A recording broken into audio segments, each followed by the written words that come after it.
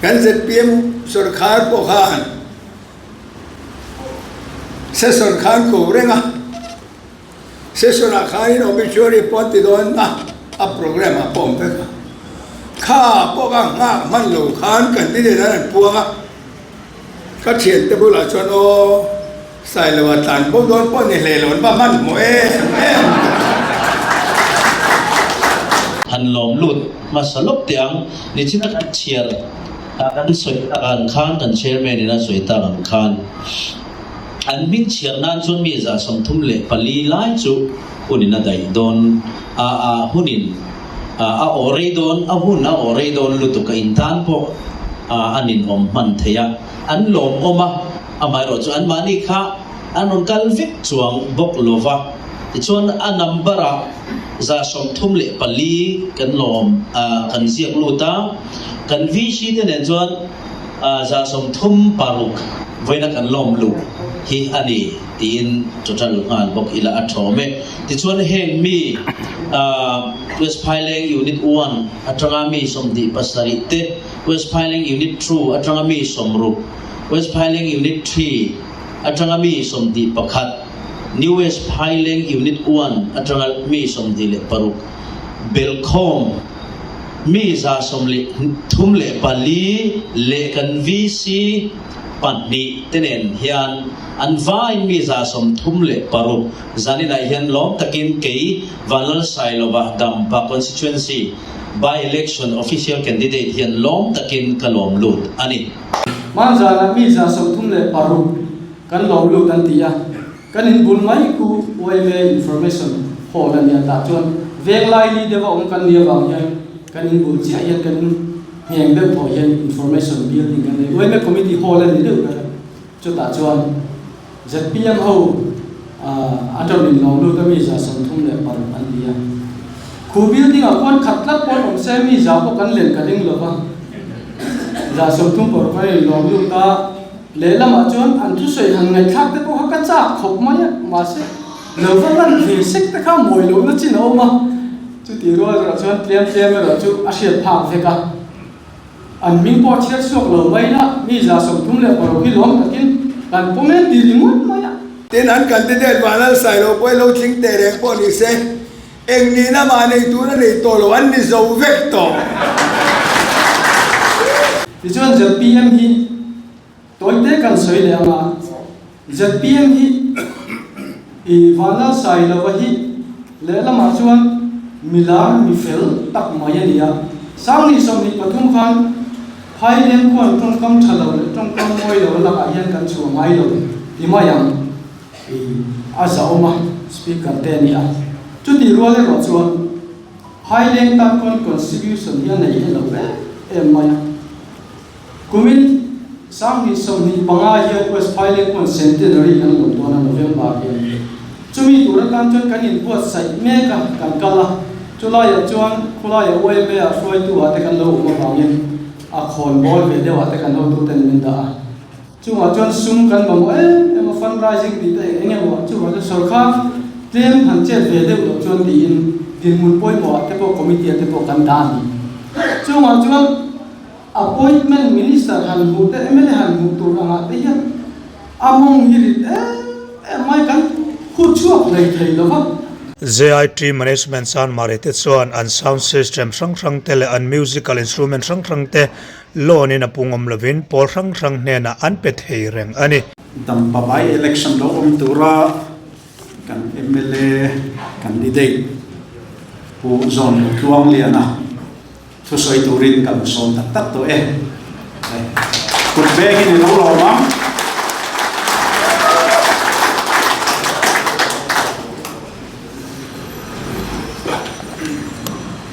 chairman kan president sam tak headquarter ka thopui te kan senior te kan ex minister te le ex MLA te le voinia media lam lo kal zong te masai si bai ka buk chawa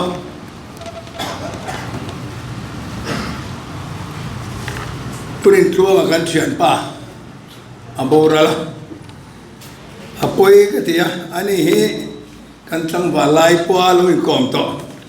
ตีเราตูร์เตปอเราตีเขาตัวชินกันเนี่ยเขาวิ่งงดใหม่อดัมเราตีกันเชียดพวกขันกันชุ่มกันตรงใจเวทีนะมาเสนี่กันถูตัดสิโลประเทศนี้อันนู้นน่ะอัลตัสยาby election อมโดนตีเตปอฮีอัลโหลังชาวมา呀มาเสกัดดิ้งตีลำเฮโร่ก็ไงตัวโตหรอวะปาร์ตี้อามีติงกันเนี่ยกันสวยมาสังเปราเพชวน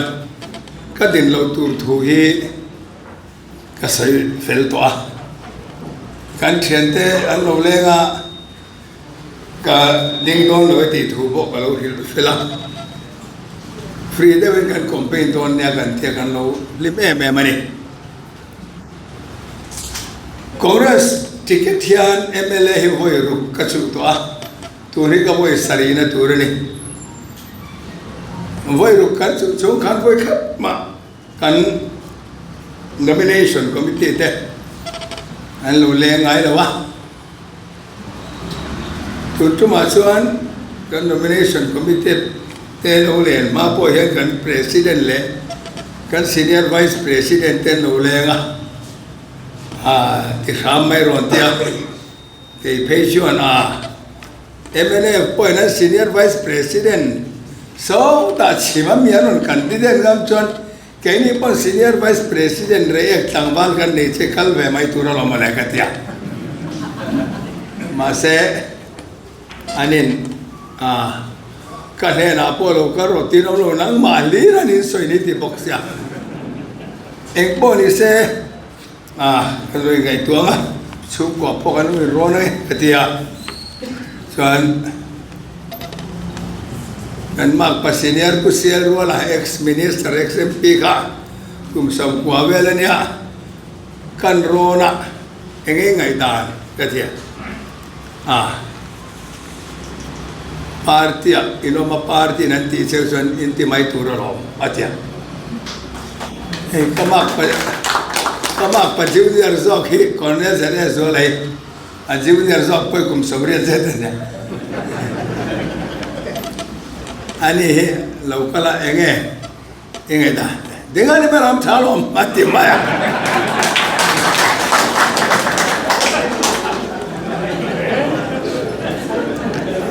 Tichuan nimin pialama kan how to the nomination committee ngu lian chung ati lo chen ron kim le ta thap maya kan kalangai ta ni ase samaria anan puanga tuna chon ka thol hoi to mai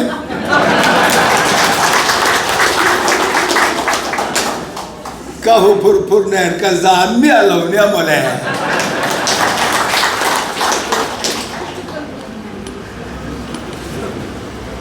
ni chena kan chairman ni so akan president ni so yang khan ton ma poin kan MLA te por hala bagi by election te lom to china by election don yan election Commission of India then in Chanten Puanua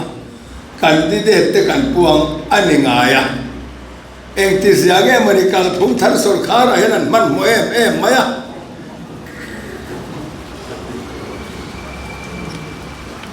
hetia MLA te thian an thiatanga session le mas sabera hian sunna obituary te ne thin ani kan ZPM sarkar po khan session khan ko renga session khan obituary ponti don a program a pom pe kha po ga nga man lo khan kan ti de na puanga ka thien te bula chon o sai lo tan po don po ni le lon ba man mo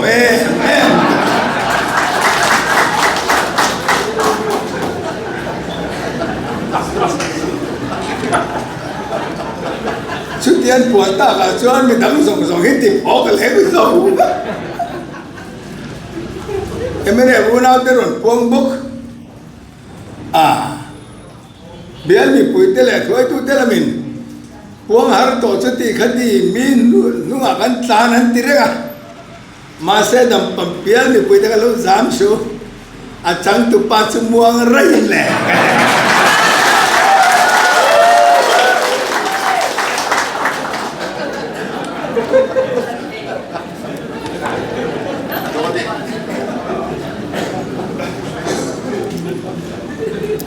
kum sang ni le som ni le pathuma khan dam pabial mi puite ne ne kan ngai zong na se be ma kan in tu telul nen an ni po yu ni thoi tu te song song le kan sang ma una te pe chu sa te lan lo chowa ma se kara mel ma an le ga mi tu ne po chen kan lo ni ta ni kha mà sẽ với là hiền cần tan hôn là lục thiên lẽ anh tiếng nghe gần lại nó thì khá kalau kia lẽ party nè là tiếng đâu à kalau lẽ tay đầm palamakan kalau mà ngày rèn chơi tiền đến nhà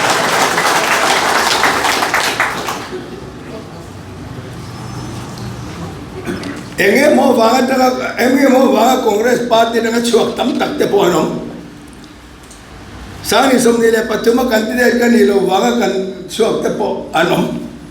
mà sẽ với này em mau vàng chuộc xong xong đấy cả Congress Party à lo hole effect turin cả số mình cả ngàn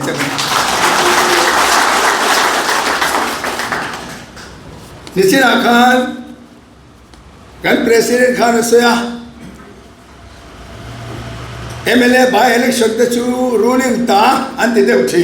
atia an ni po ni thi na ni ma se du tu ma ya ruling ta ni lawa hian na riau ka ni chu mo kan ruling tin che che ma han belle chi an ngai ka ring lo tin an candidate wala sai lo poi lo thing te reng po ni se eng ni na ma nei tu na nei to lo an ni zo vek to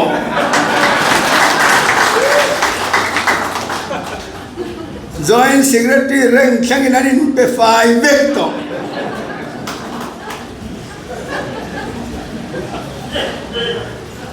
chuan ruling party bel tu na nom lo ba MNF te Congress te po kan lo sarkar ve to china kum ni vel kan sarkar te hi chone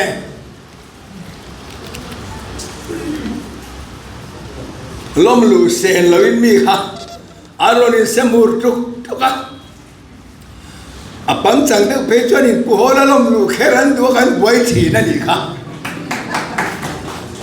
ZPM sarkar a chon lom lu reng om lo re roi mai Allah chua san phek phek le nga chu mau chon tu na en ruling hian chan san le big ka lo reng reng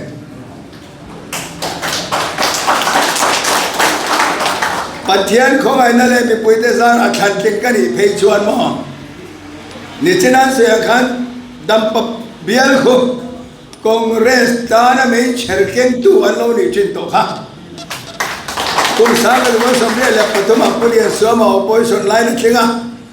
sanga ko samre le palia chon Congress ne te na thing voini ahian Congress party candidate min thang te ni chuan sang le samni le paria da chon Congress chiang te kan sarkar don he mai cheri chenum turin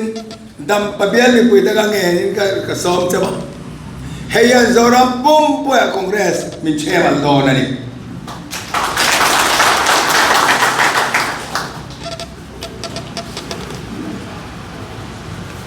tunayan basar dor pui veng om kanya he sarkar ai poisa kholai len pakhat ma om lo kanil ti dor ka yan tamlutuk thel manato vek tel manato alu manato dal manato chame manato vek eng wange apurna tan khan diesel le petrol angai ha diesel le petrol man anti to web box ya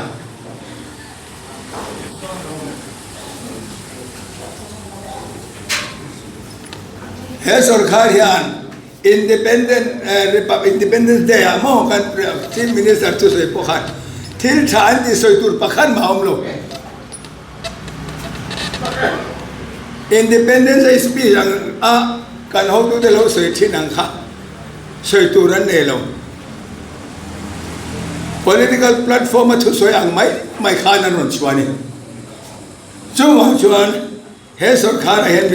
mizomi puiten be sei tur kan ne lo so thing te an le in so ya an le lo tam zo mun pia po an le so ya an le lo ya chenem lutuk chuan athian khong ai le mi puite sana kan sarkar hi don sarkar hian bele tur hian MLA athantlin kan inge ka be se tlatani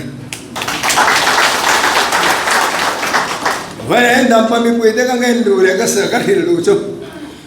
dam pa bial congress MLA ni mai turin kalokal dam pa mi puite ke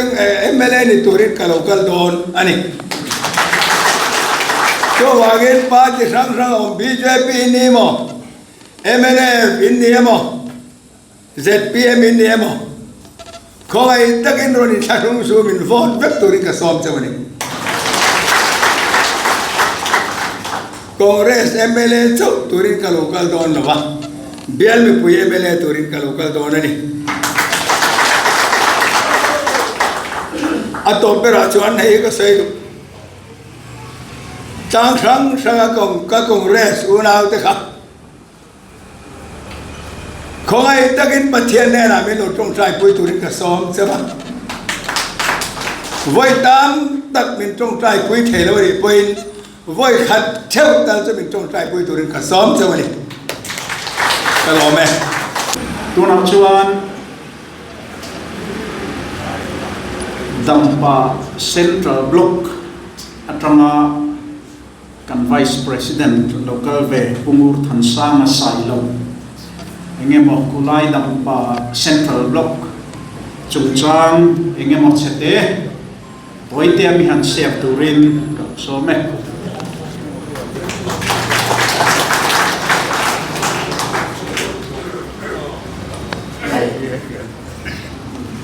Pu chairman le kanem PCC president in Helaya party office thokjong song te le dam papia la tanga helai hun ron mang tu te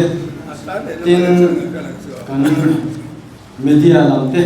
zwain dam pa central bingin chipai bu cheu ani hey keni bial hi soi ne nga bial de kan dia a block ang po yan thomi kan nei na sa thin khop maya a chang chuan a thalau zom te po yan kan ron beng cheng thi na ni kan in thasung thi khop maya mar sa ho tu ten thiam takin helai takin rau min re sak thi na voi ni a po hian kan bu zong le kan ngin na te min nai poi mo saka chu ti rualin mual tho ko poi salava party tan pa ka kulai bial tana kan ho tu te ron pen chuo aro mi kan tia bik takin kan candidate pujona ro tuang lia na chuan kan long tak zet da dik tak chuan tu na ma by election ding tu chuan au problem mani cái này pon gupur si chak si in kan oma tuna hian kha tu sei te kan ngai tha min ti phur le zual ani dar so pakat bel tang khan kan bial group kan ena dar so pani vari har ven ti te sup to ma ya puan dan nak ten to ZPM lam la ni se minister havin anron ri thafut to MNF lam la ni se an senior vice president ku thang te havin sai lo ho sai sorry purin tuang thian lu homin anon niam thabu puta kan ho tu te chu in ko ni se kan pui ni sei to kan ngai chu maya kan ka re ni man mo phut lo wa yang kan ho tu te na lo ti hun tu ti kha kan ni nem na ania an so yang khan tum thi la bo hian indrin ai kulai ku sob chevia ko min ngai kan chedon lo bani ti kan soi tu masa ni kar masa to pa thom kan sia chu po thom no mom lo nam ni na langa BJP ya sami som ni pathuma kan MLA candidate kulal bin thangawi block khoi tu te song song an lut vek pi kha thom in lo sia karinga a seom kan ti kop mai kai ni po min war khai ani zana minon fo na kai po tu ti lai chon eng ma hi kan ni lawa block khoi tu po kan ni lawa ni si lawa kha eng ki ma mai khat eng e om sia minon ti sup sup maya la min ta kai sang ni som ni pathuma mi khwala ron ni tum khan a khoi kwal tu le amai jang lap berle khulaya chon chaklang tu ma rejek tang tum ni se mer sia po nei lawa mer sia ta va pol pui tu kan ya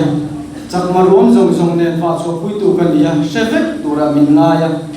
engma ka si lawa minon fo la ka se der mai si lawa eng tin nge yang kan tia kan an ron ko ma ti chon sana dam pabial politic o dam pabial congress group a hian a chua tu le enge ni ar satna to tu te kha ro se ta kan in phone ta sup sup ma ya chu chu kan siat kha ni ma ya ti chon tu nge chu pu yang kan an tia phone in kan phone wal zum zum kan abit takin khumi phai leng le a chevel zum zum ko kan ni suai tu phone kan le ang ang kan phone kwal te ka an lo se lo ka sin thar se kha ni ngot ma ya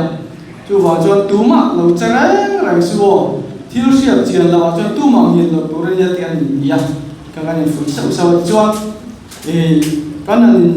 zo chiang ta Bethlehem lam te po chuộc trước anga an non soi te po ka kan va zo chiang ta ti chon kan thian pa ka thi nang tu hi la rin le lo va tan phai te kan ya ni tan phai fa ta a va tan ko lan va zo kwal ti chon chan tin kha kan an se je la he tiang chon la di don lo ve kan tia kan va ke ko ka tan phai ni tiang chon kan an kal kha thil om sia kan an sil fia kan sia dam le min sil da nei nang mia lo mai ya tia kan chuak zong zong kan lut le kan ron lut le ve ke unit po thiang ai lo ve an ti le ta chuan a ho lo ve kan tia pu buanga kan sia nga khulai dam pasen thar block president le a secretary pumur zwala ti chuan kan party khulai kan khoi tu han ngai mai chuan an lok lom khup maya unit president te pon ni ya group president te pon ya group secretary te pon ni ma se khatia nga party lok khoi tu chuak si kha mi panga borvel chau khan chuak tangai kham mak kan tia kan ring le la kan tu te pon in ron ring le din ka sia ron zok chiang te u ti hi phone call ka tong zam tin maya min waring le le mo ya te chu kan ti nge nge ni zui tu anom lo kham mak kan ti ni chuan lan ming thang ong na veng lama group doi om hi kan ya chuan chaklam kan ve west phile le ni west phile kan ong khula ya kon west phile lama om kan ya bang khan ke ni west phile ka kan group thoi tu president BC ni bok lan ming thang kan ya lo an phone call ve chin te tu tum te nge kan om ya chuan unit 2 president le unit 3 president ka chu an lo khoi chu ka ani tak chu a man poi e kan an dia ma ra chu midang chuak ve an ron zia kha lo an kam le te kan in dia kan in ti le an zia ek to mi mi ron chiak ti ra ma se kan chuak la va dia mi ron ti le ron se le a fa ti zia ba lo ek du ma chuak su kan in ti le chu tu na hian kulai phai le abi takin phai le town area a chuak zong zong kan an chu tham mi din thaklama ni was filing lama pangan choka chaklama ama ne pathum pali an choka an vai pakwa angin kan chu tani ang lang dana chuan throi tu lok tak tak an dia ma chu kan so yang kan zui tu an nei lawa khalai ka chu kan la thong vak lawa chu ti ro le ro chuan kan soi le ro chu BJP in royal che vi tharlom lu program an nei do nan tia en tu te nge niang kan tia kan vir le de fat vata amar chu kan fa pa hi ka fa pa hi kula ya kwan volleyball zone na kwan Thailand le so ta mar para te le khulai zone area kwan general secretary nia tin anau che hi kan veng football ka pa kwan choi tu ten ni boka enge aum zia le tia kan choi wan enge nia ta tia BJP hobin choi turim so ma kan club antita ti chuan kan zot kual ta Thailand khuwa le a chevel tung lai kho chung kha club sang sang khan lo som ve ka som ni chin ka chu jersey pek te khan lo soya chu tiang chuan khulai kha thalai ho khan khok ta vak maya vok te bong ten tala rồi khác trẻ tấm cũng may ở trên các trường phim thủ đều ngang BJP flag ten ra thì kan tha ten la lời mo anh nhìn bek và anh là sung tua cái nan mà anh khalai kha mà chuan khalai kha chu kan zam vak lawa kha anh bul chân về na đi wangin kan tôi cứ ba số cái mốt bôi cái phụ đôn là vấn đề đi khá cần điều đó mà nghĩ bộ cái gì là phải đi điều đó này là vấn đề gì à mà rồi chú anh nghe đi thằng này anh cả là ngay mấy là khá khá chú cần khá lại đi xem đi chúng trang này cũng lại part thì bộ ruột khá nhiều mấy à chim lắm à cần block đi khá nên số đã phun bụi làm thế số thọ tổ năng luôn nha phun bụi làm số ai qua về đây số lại cho phun bò này kia qua ru qua đi à cho lại cho cần MCC tên ông ạ cần những cái chuối tu tên các pháp bia bu bà chưa vấn đề dòng cái vấn đề hậu quả thì làm cái cần phun bò tất cả tu mà làm chuộc xíu chuộc chín là thay à thì anh cho phun mồi à cần những cái gì denn thành chi à các pháp phun nó chi à rồi phun sẽ em cái phun lâu block xí cái gì nó phun à tuan tuju bazar ang orang dia ang orang in bazar holding tak lavang ikan lo vek rokalin dia so tiang chuan khulai po kan bau ro chu an chuak buk anga lang sia kha chuak mumal om nevin ka chuai tu MLA candidate me le block chuai tu te chuak sia chuan le lama chuan an din mun ang kha ding tai la ka zak mu tang ka ring chu tiang fel chuan zui tuan nei lo tu kha ôi tan lâu mi là sao lâu này lâu lẽ mình đi cả cái điều rồi ông ta từ nội hiện thì cho block cái bộ cái này siam trả cái đầu tôi tên mình ăn ruộng cái này mình ăn siam trả cái cả thông tin mình đồng đã lúc nào hiện block cả hiện vice president mình ăn đã thar lệ mai hay cái hậu tôi tên của robia các hun lai khan block vice president the secretary tên in pusua mà hun lai tổ khan thalai hiện block president in kum sari ver block president kalau ni to chuan block puya la hian secretary te le vice president sari in kum sari kum riat ver chu chuan kalau ni to chuan kan chong te wa la hian min hang ro thak le kan block president hi lan len ama block thoi tu chua ve si lo wang khan vice president kan ho te ten poi ta ai siam khop mai ro manan non siam khiam khop mai Sengjon tu nak kan kal make ani khulai central block ku tin thai to in kan trang do na pathian za la le lama chuan ruling isina hai kan candidate khan sei to ruling ta kan ngai kha ruling ta kan mai le tak lo ani khulai bia chuan by election don hian hela hian ka ding sia hoi bi ka din na ni to puro bia ka kan pu kha by election na din don khan party zong song kha kan non pai rona pulian suo ma te NCP al ni suo sat kum khan ne chu chu thu min soi ti to hela ya hian tu na ai by election ngan ti le don thu soi tu ri min an ti le so ma eng di siang ni mon ka van ni ki mo van doi ko ka se lo le lama chuan kan thu lo mal so te pon don ni ti te ka ri ro ani chu chu ma bi ka chu tin te ma hi min sile ilo mga sila ilo mga West Highland akuan say yan kan ni West Highland ko chuak Highland lal ate sing mi kan ni a chuan West Highland khu Korean về tất cả ni về làm quan YMA grants Bali kan apa chu join YMA yang kan khá khoma join YMA yang office bearer hi chan lo kan ni to lo kum som pathum ve chu office bearer kan ni tu na vai tu na yan president kan ni me ka voin ko hi central YMA committee CCC and dia chu ta chuan committee tu ra ka kha ta tu ra rot kan ya mar chu elai ka du zo ka dian chu ka lai poi mo zo ka lai poi mo zo kan ha tu te ne la chuan ngoi ru dam lo choi tu kan ya ka dam lo hi kan nu en tier ngai ka soi don chu dia tu ka ku wala ka lo ti zo mai box ya khami suan nam kha karon mang ta elai tel ni cha box si kan vi dia puan ngap le box si ku phur box si in kan ron tel ni ti khami lo sia san ula ti chuan je PM hi toite kan soi le anga ZPM hi I wala sai lo hi le lama chuan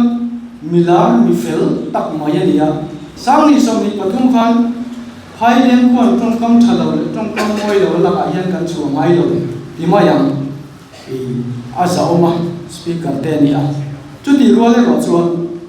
Highland tan kon contribution hian nei lo ve em maya kumin sang ni som ni panga hian West Highland kon centenary kan lo to na November hian chumi tura kan chon kan in buat sai me kan kala chula ya chuan khula ya we me a froi tu ate kan lo ma bangin a khon bol ve de ate kan lo tu ten min da chunga chuan sum kan bang em a fundraising ti te enge wa chu wa sarkar claim han che ve de lo chuan ti in din mun poi mo ate po committee ate po kan dan chunga chuan appointment minister han mu te MLA han mu tu anga te ya among hi mai kan khu chuak nei thei lo va inri nai Thailand mi pui beng ko la kai na thek to ani chung jong chu kai po hian ka tia ka ril ru hi na thina candidate mi khwa chuan kan bial mi an tia an to va a chan chu bial candidate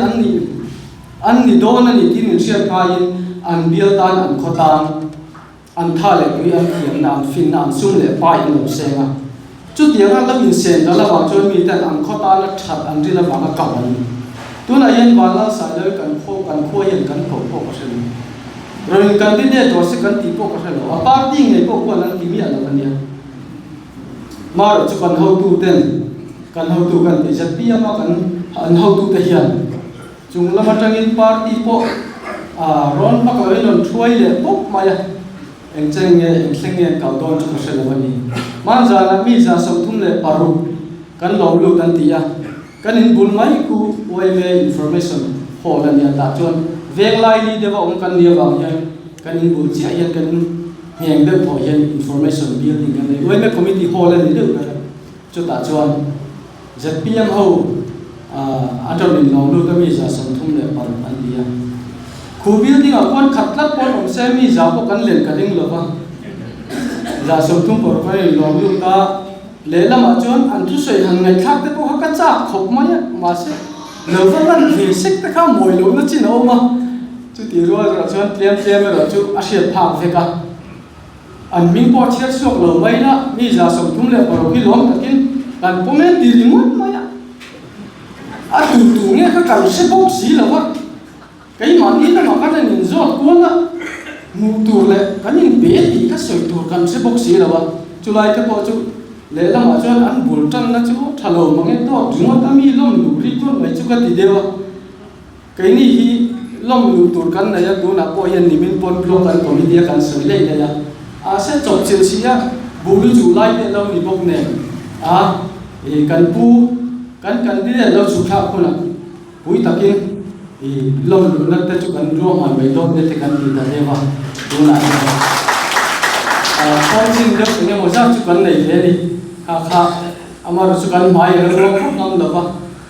kan malak na bul tan na de cha wan ni a chu kulai je pi ma ma za la ba pe za sam ko kan lom lu te ko phai si na tin phai leng vc je pi ma lu ti te ko phai lo phet ka ringa kha po kha soi tong khan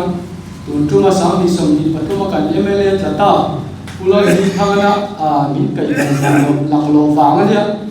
kami chung cha ko khan kanin mai sin kanin tong to Congress VC tho siam thai reng ega tinga ja PMVC in ti ka ti le chung chung to chon ti hera thajau ka ti ta thajau ma ka sa lo re in thil ti dani te po ka ni nge nge na chu ti khop chon ko la ya po ka ni non ma emane VC member po ka khan in du lo na common VC secretary point nei do ne Congress pa in thing lo ma le an ti ya ani takalong kan ti kan phur to le lu ne kan Congress VC member pakhat kha da chongin ZPM VC pani tling kha an support lui kat mai thin hirim tut maya chon kan lawin mu fu to lo lak lo nge ni ka se lo tun lu ma hen lu ma ti to lo nge ko ka se chia ka ti hi kan bo ro ka ni chota pa chon khalai kha kan soi lam tel du zo ka ni chon aril ru kha he zo ni na pa sa de wi ti mai tu bo ro kha e tu nu na alang ta mai mu ka to na om tel ani chung chu kulaya kan central board bi ani ama ro chu thai to pin kan thokanga kan tranga ka thian za sang ni som pu lian suam ate MCP min chu sana by election kha a seom khop maya are thai tha khop maya ma ro chu kan nor ve thai to pin kan tranga kha ko khan chief minister havila no thok kha emene sarkar lai wang lai ne PC ne ikan minor rona kan kami asoi tu tekha di mai kha kan ni sia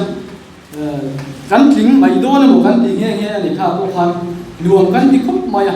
chu tiang chuan kulai ka kan ignore fe to ri lai Congress ku kulai dam pa bia la kon chefiao tu kai ngai lai ye kan chefiao lo ba kan trang thei se kan tu na po he ti kha kan sai nang ni kha ta to ba chuan kan kan di de zom tak kulai bial mai taka ke la ron pen chu khi kan lo ma chunga lom thu kan se kan ha tu ta zong zong chunga lom thu kan se bo ke lo ne the chairman on polunanga longbo te zam tak reverend DC la klom lo an NPCC vice president Warren Wala and vice president her zon ruang liana kan MPCC treasurer Dr. Lalmal Somongaka kan senior member te kan ex minister te kan ex MLA te party shoi tu yom tak tak te aizol pon tranga he hul minon man hui tu Nampa East Block President te, Nampa Central Block Vice President te, and journalist te, kan YouTuber te, ni jibai, jibai kabuk siwa, kalau lom siwa, kadu sakna kalan siwa ni. When I hear kita kan seimain, hun romon takahian, kan hong tu te, kan serenga. Pulau Tanho latte, Usiel Ro latte, Uzay So From latte, UPC Boy Long latte, Voice Near Side latte. He when he take a minta dampui and niya, Masetak Satsakluna, Lang in Helai Hun and Tank Day to Lova, Helai Hun Laron Tank Day, Kanation, Usi Jongkong le, Puaro Moya, Kandanea, Jongkong actually did an officer. Waru moya kan speaker tree le kan minister tree wenya kinun terpuya khoi takin loading salangin lomnan kan kutilo beng amu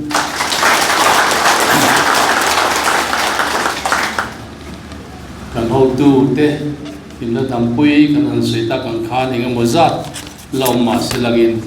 wenia helai mun anon theng lei thei to lowa hey, when I can call Thompson, can share again. Nampabiala by election, can they do candidate, can party, can puang don and ya.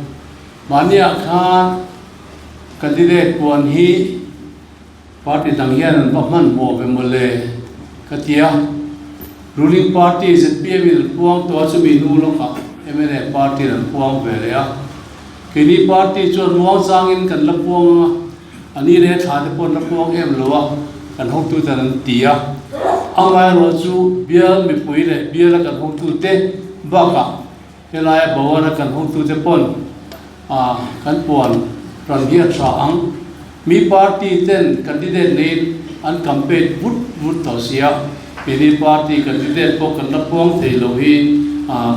อันปาร์ตี้ตานัชโลเปล่าเงี้ยทีกันห้องตู้เต้นเนี่ยอันเสียดิจวนจูที่ใส่จูกัน nomination committee member เต้นอันไงตัวเวนี้กันดอกแห่งตาเนียที่ให้มีมาเฮียนกันอินทันดูตามป้าอัตรังเฮียนบล็อกปฐุมตรีกันห้องตู้เต้มันเดียวตัวกันไอโซนนดูกันละอันดูทุสามคุณไอเบียร์บายเล็กซ์นั่นดิ้งตัวอันดูทุสามมิลนนฟิละเกี่ยวกับนี้ nomination committee พวกกันนั่นดิ้งลบว่ากันดิ้งเวลอินทรอนเทดิกันลงเสียงกันลงไอตัวกัดยาอย่างจนกันอินชา nomination committee กันถูกประสบเปล่าสุดที่งานทุรนเทนจูกันไงตัวงานอันนี้in when you hear nomination committee in a by election kan party candidate ding to kan ngai to hian a ha dam thak em mani asan chu bial bi pui zong ten an du number 1 ron sei ania chumi chung chang chu kan ngai to yang chuan nomination committee ten bial bi pui na an ron sei le an du ber chuถูกนักกันเสียมาสุยตานจวนกันมีรู้แต่พอจวนนี่เรนตีเลนตีเราเตะกันหันเปรอนะอันนี้ by election ที่จู ruling party จันนิมาเสนังเองกัน party ตานกลองไว้เราช่วงเองอาทิตย์ชุดเดียจวนมินโลปงสักตาชุดตากลองไว้มินโลปงสักตู้จูผู้จนนะผู้จนรูดล่วงเลียนะอันนี้ที่จวนอันนี้ฮี nomination committee เต้นทุ่งรัวตะกะกันหันทันเลยกันหันเงินอันนี้เว้นนี่กันเงินนั่นเต้ง่ายไปมัวnomination committee แต่เงินง่ายไปมัวลูกปองบีจุมา nomination committee เลยพาร์ทอาวิลลงถูกระใสบกอันนี้นั่นเสียตาของข้าง by election ฮี ruling party จันอันนี้ได้คุยอันนี้คือติดสุ่มชวนไว้เนี่ยยันอันนี้ตัวไม้ไทยตัวนี้กันลองตักเจ็ดเสียตากุมสังกัดจักรวาสมเด็จปฐุมขานPC party สุรการไลน์เฮลัยดามปะเบียลีพูดดุงไซเบียลยากบอะไรนี่ไลน์ by election ง่ายสุดท้ายชวน Congress party ผู้เลี้ยงชัวมากันดีเดต้าวันนี้ถ้าตะเกียบผู้เลี้ยงชัวมาจุดทันทินอันนี้ที่ชวนอากุมเลยกุมสังกัดจักรวาสมเด็จปะเลีย MLA general election Congress party seat สมทุมาซีทสมนินกันสุรการตาอันนี้ค่ะจุดยังชวนตุนทุมาพ่อเฮียนกัน party candidate ที่มิโซรามCongress party ไก่ทออันนี้เลยนั่นตุนทุนาเฮียนอันประเทศเฮียนมินมังที่กันเบสิจุดกันตรงใจนะอันนี้ตินเวเนียดามปะเมียเบียร์กุยเต้นอันเมลเฟียดซากันอันนี้กันวานเนียอันนี้ฮีอาจารย์จินสวยตำง่ายโลฟังอามาเราจูกันสวยดูจูCongress party เฮียนอับรุตักจังอินบุดารุนจนะ NSUI เตะลมตัวจุดยังอินมิโซรัม Pradesh Youth Congress Committee เตะลมตัวอิน President เตะพอลมนิชวะกุมสังกัดจักรวาลสมควรปฐุมขานโลคิเจราอัตรังอิน MLA ทันทินอันนี้เต้น Minister เตะอันนี้ชวะ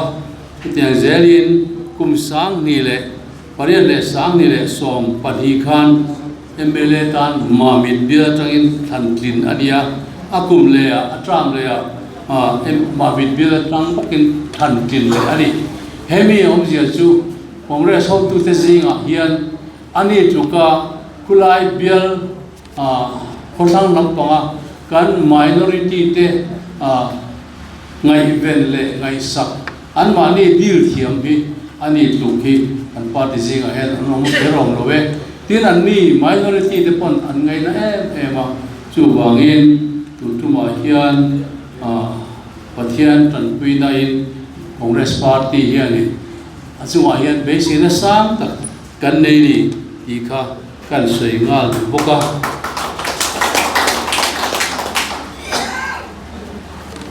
khothang lampang kan han sei ta ma mite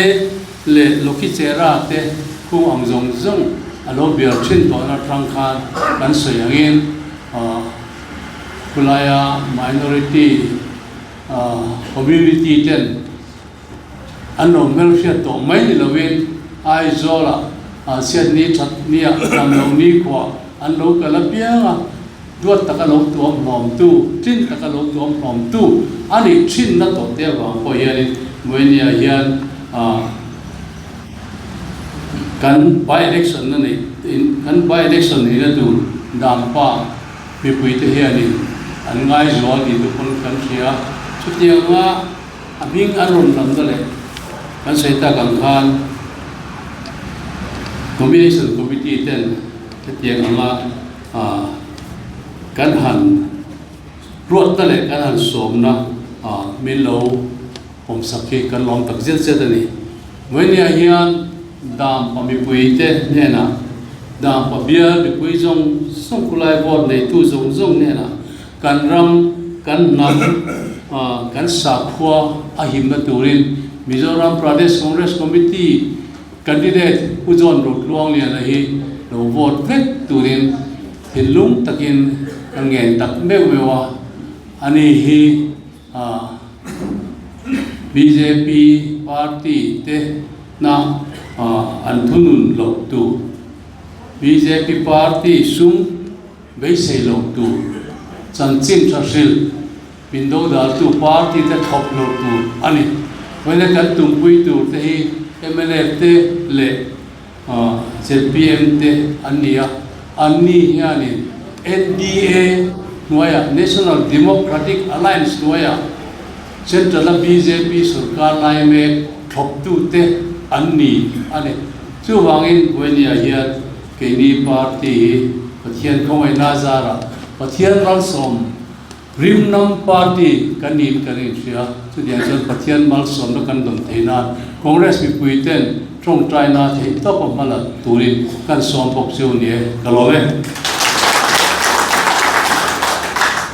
Congress mi pui ai hoin kan vice president tharle kan candidate chibai kan buk ton kan bukanga tin wenia hian en wanginge candidate ania wanga vice president en da te minti panang ti kan lawa candidate ania wanga vice president da poi kan ni than pa lemlo vice president hi kan da bel to lawang tin kan lo puang to amar chu tun by election in thanna tura hian MLA party ten anrong poi senior vice president anon thapta ka chon keni po pujon ro tuang lena PAC member ringot lo dewin vice president ni idole tamutin kan hotu ten rotnan siama chumi wa vice president